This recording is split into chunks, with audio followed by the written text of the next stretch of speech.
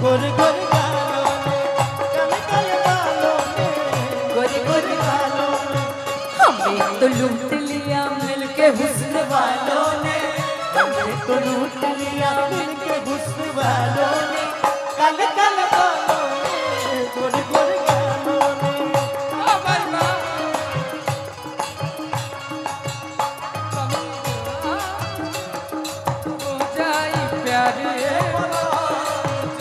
ऐसे करी जनी हम पे सितम नाता हो जाए क्या किसना। भैया कुछ तो कहिए, अगर हमरा कहे के क्या? मौका आई तो हम ये लोग सिर्फ लड़कियों को ही रिप्लाई देता मैं है। कह देता हूँ भाई, कहने की बारी है तो कि धूप में निकला न करो रूप की रानी।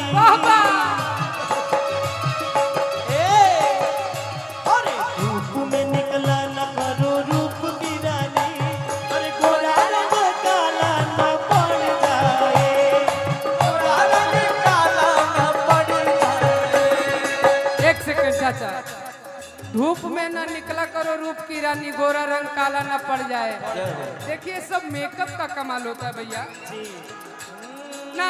रुको, हम कहता नहीं, इनका साथी हम को गाना गौरे रही, वो गड़ी हम इतना छोटा रही तो हम कहली हम आपके साथ को गाना गाएंगे वो मगही में, तो हम इनका देख के वो गाना गौले रहे इनका साथ कि सबर की रे पाउडर लगा के भला ही हो गेल ही गोर, कि कौनो बियाह न कर तो बड़ी है मुहजोर। तभी हमको बोलती हैं, याद है कि दुनिया में लइकन के कमी नहीं है, अब बतिया हमर मान ले, कि हंसले घरवा पे, कि हंसले घरवा बसो है बेटा जान ले, तो हंसले घरवा बसो है बेटा जान ले, हंसले घरवा बसो है बेटा जान ले, तो हंसले घरवा बसो। भैया आपका साउंड से ना अब म्यूजिशियंस को सुनाई नहीं दे रहा है। हेलो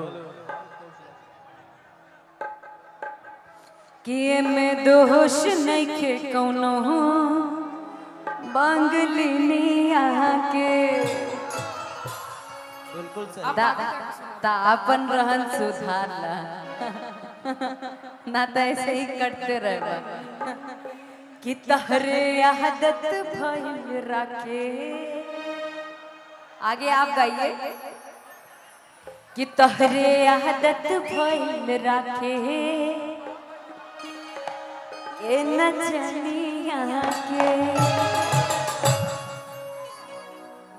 हेलो हेलो लागे घर वाली सेना बाटे आराम हो, मुँह मारे में तू कैला इज्जत नीलाम हो, कि महजा खोजला बंगाल वाली पनिया से, कि महजा खोजला बंगाल वाली पनिया से, इमे दोस्त नइखे, इमे दोस्त नइखे कौनो बंगलिनिया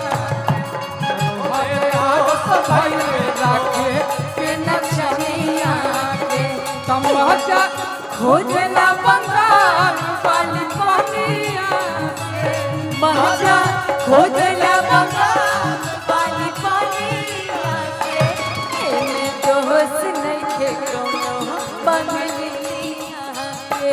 तोहरे आदत भइल राखे ए नचनिया के, इमे दोस्त नइखे कौनो बंगलिनिया के। तुम्हें सुना गोरी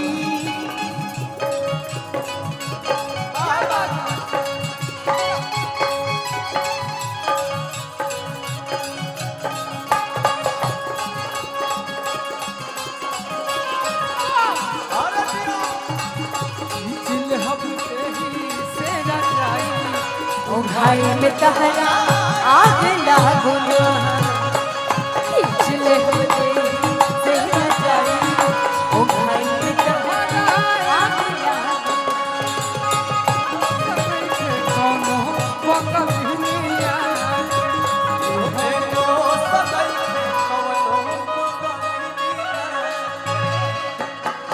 पैसा कमाए बिजली कलकत्ता पैसा कमाए भेजल रहनी कलकत्ता जाके जनीसा कुछ औरी हो जाता जाके वही जनासा कुछ औरी हो जाता कि हरदम फेरा में रहेले सौतीनिया के तो हरदम फेरा में रहेले सवतिनिया के में दोस्त नइखे आए हाय आए हाय आए हाय ये में दोस्त नइखे कौनो मंगलिया के हरे आदत भाई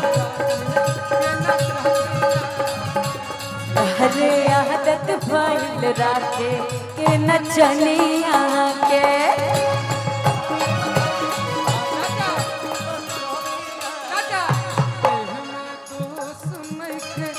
कौनो बंगलिया कौनो बंगलिया